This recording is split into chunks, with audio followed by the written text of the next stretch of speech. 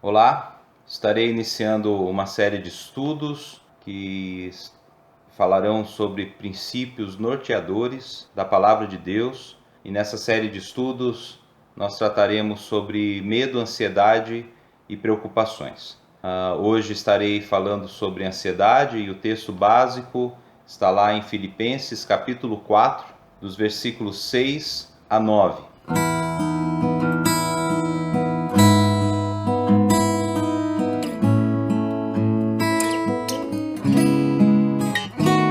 Leia comigo, Filipenses capítulo 4, de 6 a 9. Diz assim a palavra do Senhor: Não andeis ansiosos de coisa alguma, em tudo, porém, sejam conhecidas diante de Deus as vossas petições, pela oração e pela súplica com ações de graças. E a paz de Deus, que excede todo o entendimento, guardará o vosso coração e a vossa mente em Cristo Jesus. Finalmente, irmãos, tudo que é verdadeiro, tudo que é respeitável, tudo que é justo, tudo que é puro, tudo que é amável, tudo que é de boa fama, se alguma virtude há e se algum louvor existe, seja isso que ocupe o vosso pensamento.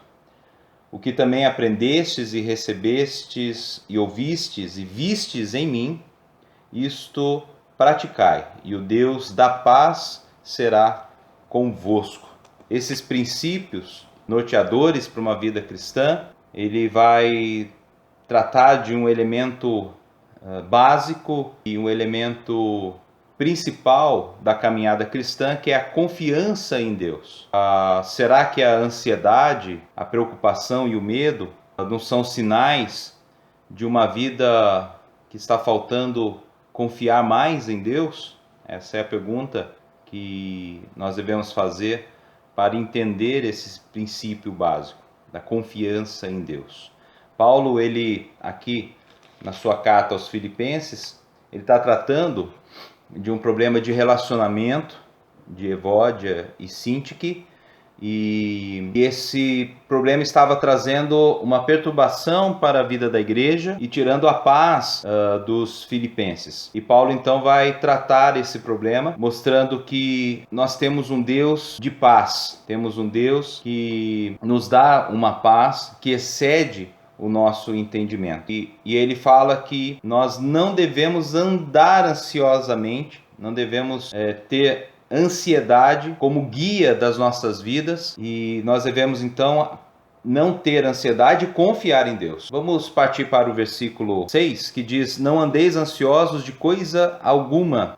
O que nós devemos notar, em primeiro lugar aqui, é o andar ansioso. O andar ansioso demonstra que nós estamos colocando os nossos problemas como guia, como carro-chefe do nosso dia a dia. Muitas vezes nós nos ocupamos a nossa mente, o nosso coração com esse problema. E o que Paulo está dizendo que isso nós não podemos ter na vida. A vida cristã não deve ser dirigida pelos nossos problemas, pela nossa ansiedade, mas deve ser dirigida pelo Senhor. Não é o problema que deve ocupar a nossa mente. Tem coisas melhores que devem ocupar a nossa mente, e não a ansiedade. Por isso a ansiedade é algo que nós devemos sim estar vigilantes para não ter a nossa mente extremamente sendo dirigida por uma preocupação, por um medo, por um problema. E nós devemos então partir para um outro princípio, que é a confiança em Deus. Um princípio é não andar de forma ansiosa, não andar com ansiedade, não andar com um problema guiando as nossas vidas. Então esse é um princípio. Um outro princípio é a confiança em Deus. O que Paulo está colocando aqui em seguida sejam conhecidas diante de Deus. E antes de eu entrar nesse ponto, eu gostaria de frisar uma outra situação. Além do andar ansioso, Paulo ele frisa de coisa alguma. Antes de eu falar sobre a oração, que é importante aqui para essa situação, mas o que está ocupando a nossa mente? O que tem nos dado ansiedade? Ela pode ser algo negativo ou pode ser algo que nós julguemos positivos, mas nada justifica estarmos ocupando a nossa mente com algum problema. Nenhum problema é justificável de estar ocupando a nossa mente. Nós devemos estar alertas e vigilantes com relação àquilo que está ocupando as nossas mentes. E Paulo vai dizer que nenhuma ansiedade, nenhum problema deve ocupar a nossa mente. Nós devemos solucionar esse problema. Se você tem um problema que está ocupando a sua mente, se você tem algo que está lhe tirando o sono, tantas coisas, né? Pode ser um pecado, pode ser um vício, pode ser uma situação financeira, pode ser uma situação de relacionamento entre você e seu esposo, você e sua esposa, você e seu filho, você e sua filha, você e seu chefe, você e seu vizinho. Tem tantas coisas que podem estar nos tirando a paz e deixando algo dominar o nosso dia a dia, dominar a nossa mente. O que Paulo está falando é que essas coisas nós devemos identificar, devemos circular isso em nossa mente, o que está nos tirando, o que está ocupando a nossa mente. O problema é esse. Devemos identificar isso, trazer para Deus em oração. A palavra diz: não andeis ansiosos de coisa alguma, em tudo, porém, sejam conhecidas diante de Deus as vossas petições, como? Pelas orações, ou pela oração, melhor dizendo, pela súplica, oração e súplica, clamor, colocar diante de Deus, se prostrar diante de Deus, se derramar diante de Deus, chorar diante de Deus, colocar em panos tudo aquilo que você está, todo aquele problema que está lhe ocupando a mente, você deve colocar diante de Deus, em oração e súplicas. Mas de que forma? Não é apenas em petição, né? Porque às vezes nós estamos pedindo de maneira errada, de forma errada. A própria palavra de Deus diz que nós não sabemos o que pedir, como orar. Mas aqui Paulo dá uma dica de como devemos fazer isso. Ele fala que nós devemos fazer isso com ações de graça, com ações de graças no plural. Ações de graças. Devemos fazer isso percebendo que qualquer situação em nossa vida é motivo para crescimento. Qualquer situação que venha a ocupar a nossa mente, algo que pode ser legítimo ou não, pode ser algo pecaminoso ou algo louvável, mas se é uma ansiedade, se é um problema, isso deve ser colocado diante de Deus, mas através de ações de graça, sabendo que esse problema pode ser algo que será transformado em algo benéfico na sua vida. Por exemplo, aprendizado. Se é uma situação financeira, você deve colocar isso no papel, você deve contrabalancear isso com o seu orçamento, coloque todas as suas despesas no papel, coloque todos os seus gastos, todos os seus ganhos e busque solução, busque fazer a coisa certa. Se é algo no relacionamento entre você e seu cônjuge, você precisa sentar, reunir com ele em paz, de uma maneira pacífica, de um tratado pacífico, pensar em não entrar em discussões e colocar tudo aquilo que tem atrapalhado o seu relacionamento em casa com o seu cônjuge e colocar ali no papel tudo aquilo que precisa ser solucionado. Coloque todos os prós e contras, coloque todos os erros, todas as falhas, todos os acertos e ore ao Senhor.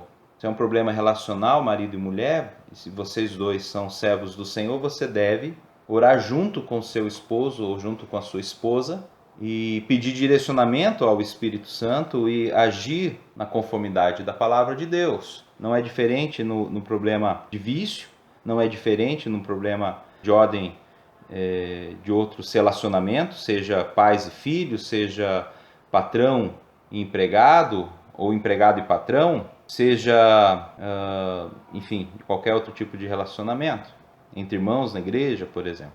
Você deve orar, você deve buscar solucionar segundo a palavra de Deus. Oriente-se segundo a palavra de Deus. Identificou o problema? Leve a Deus, mas em oração, em forma de ações de graça. eu vou agradecer por estar passando por essa tribulação, vou agradecer por estar passando por essa angústia, por esse medo, por essa preocupação, por essa ansiedade. Eu vou agradecer porque eu sei que Deus, Ele suprirá e me ajudará na necessidade. Às vezes o problema você não vai conseguir se afastar do problema, mas junto com Deus você vai conseguir solucionar o problema. Ele estará contigo nessa situação. Ele te orientará dentro da situação do problema.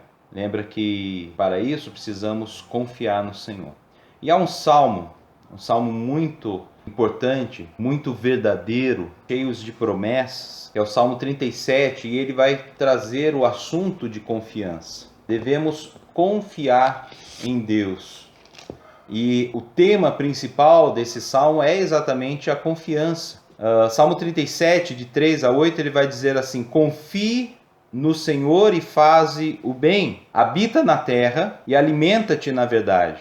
Agrada-te do Senhor e Ele satisfará os desejos do teu coração. Entrega o teu caminho ao Senhor, confia nele e o mais Ele fará. Fará sobressair a tua justiça como a luz e o teu direito como o sol ao meio-dia. Descansa no Senhor e espera nele. Não te irrites por causa do homem que prospera em seu caminho, por causa do que leva a cabo os seus maus desígnios. Deixa ir, abandone o furor, não te impacientes. Olha a ansiedade de novo. Certamente isso acabará mal. A ideia também é confiar no Senhor. Quando nós depositamos as nossas ansiedades, as nossas frustrações, medos, as angústias, as preocupações no Senhor, quando nós depositamos isso a Ele, nós devemos confiar nele. E há um caminho nesse princípio. E para facilitar a ideia desse princípio, eu organizei isso em 4 Ds. A confiança no Senhor, ela precisa deleitar-se nele, alegrar nele. Nós devemos ter a nossa alegria. Confiar em Deus é depositar a nossa alegria, depositar a Ele aquilo que agrada o coração de Deus deve nos agradar, e aquilo que entristece o coração de Deus deve nos entristecer. Então, se alegrar no Senhor, se deleitar no Senhor, significa fazer aquilo que agrada o coração de Deus, e essa alegria em Deus deve também reger os nossos corações. Confiar em Deus é deleitar-se em Deus, é alegrar-se em Deus. Confiar em Deus é depositar a Ele o nosso caminho.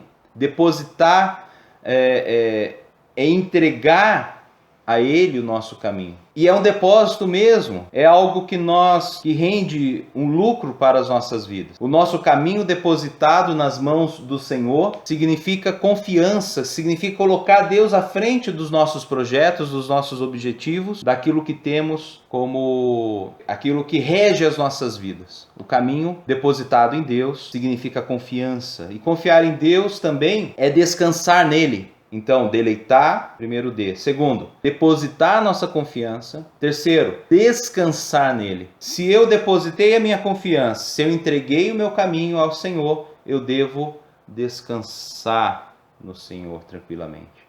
Eu posso colocar a minha cabeça sobre o travesseiro e dormir, porque eu sei que Deus está operando na minha vida. Pode ser que a solução do nosso problema demore ainda alguns dias. Por exemplo, uma pessoa enlutada vai demorar tem um processo para ela sair do luto. Uma pessoa endividada tem um processo para ela sair das suas dívidas. Um relacionamento entre marido e mulher, ganhar a confiança novamente, às vezes demora um certo tempo, demora e demanda que os dois lados mostrem soluções, mostrem que estão fazendo algo para melhorar aquela situação. Então, descansar no Senhor é quando nós deitamos tranquilamente e deixamos que Ele faça o trabalho para nós. E descansar no Senhor significa confiar no Senhor. E depois, por último, é deixar a ira, abandonar o furor. Às vezes nós, quando estamos com o problema ativo em nossa mente, nós ficamos irritados, nós nos irritamos facilmente. E a irritação, uma gota, né? É a gota d'água no copo cheio. Às vezes a ira, ela explode porque nós estamos lá interiorizando o nosso problema. Esse problema ele vai se tornando regente de fato em nossas vidas e tudo que vem vai nos irritar. Então, para confiar no Senhor, precisamos ter alegria no Senhor, precisamos depositar o nosso caminho a Ele, confiar que aquilo que Ele está nos direcionando dará certo. Descansar nele, porque saber que Ele é todo-poderoso, que Ele conhece o futuro, que Ele conhece todas as coisas e que aquilo que nós não temos controle na vida, Ele controla, porque Ele é soberano sobre as nossas vidas. Então devemos descansar nele. E deixar a ira significa confiar em Deus ao ponto de não seja mais regido pelo problema, e sim por Deus. Voltando lá para Filipenses e partindo aí para o final do nosso estudo, diz o 7: e a paz de Deus, que excede todo entendimento, guardará o vosso coração e a vossa mente em Cristo Jesus. Quando depositamos a Ele os nossos problemas, colocamos para Ele os nossos problemas em ações de graça, Ele ocupa a nossa mente. E eu finalizo com os 2 últimos versículos. Finalmente, irmãos, tudo que é verdadeiro, tudo que é respeitável, tudo que é justo, tudo que é puro, tudo que é amável, tudo que é de boa fama, se há alguma virtude, se há algum louvor ou se outro louvor existe, seja isso que ocupe o vosso pensamento e não as preocupações. O que deve ocupar as nossas vidas, os nossos pensamentos, o que deve reger as nossas vidas é pensar nas coisas do alto, pensar naquilo que Deus nos dá, pensar naquilo que é louvável ao Senhor, naquilo que agrada ao Senhor. E andar ansioso por estar passando por um problema, isso não resolve o problema. O que resolve o problema é tirar da nossa mente aquilo que tem desagradado ao Senhor, que é a regência do problema em nossas vidas, e confiar os verdadeiros valores e princípios de Deus, e isso deve ocupar a nossa mente. Que Deus nos abençoe. Paulo ele termina assim: o que também aprendestes e recebestes e ouvistes e vistes em mim, isto praticai.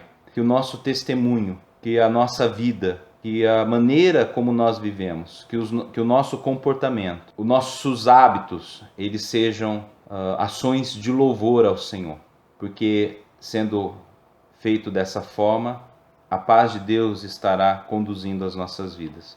E é isso que desejamos. Que Deus abençoe esta palavra e que essa palavra possa fazer efeito na sua vida. Não ande ansioso por coisa alguma. Deus abençoe a sua vida e até a próxima lição, se Deus assim permitir. Amém.